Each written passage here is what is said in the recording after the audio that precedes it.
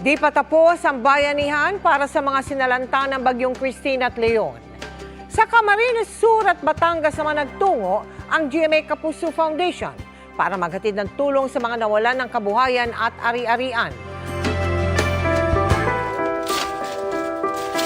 Imbis na itapon, pilit pang isinasalba ni Marnie ang mga bunga ng tanim niyang saging na nalubog sa baha.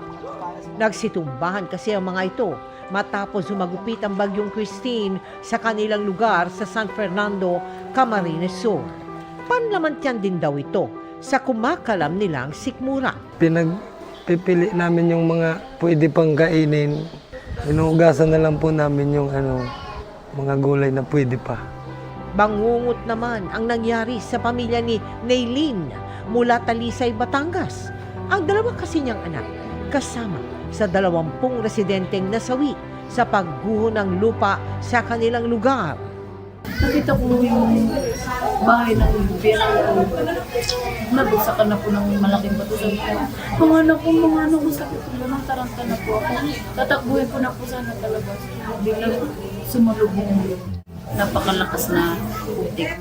Ang Camarines Sur at Batangas ay ilan lamang sa mga lugar na lubhang sinalanta ng Bagyong Christine.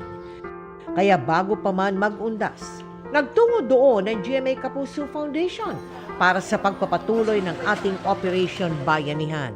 Mahigit 3,600 na individual na lubhang napuruhan ng landslide sa Talisay ang ating nahatiran ng relief goods at mahigit 2,000 na individual naman sa San Fernando.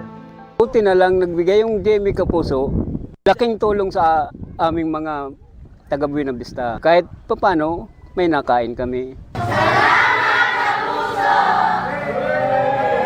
Mga kapuso, tumatanggap pa rin po ang GMA Kapuso Foundation ng mga donasyong pagkain at iba pang gamit para sa mga nasalanta ng bagyo.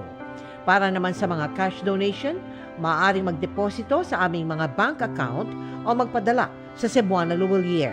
Pwede ring online via GCash, Shopee, Lazada, Globe Rewards at Metrobank Credit Card.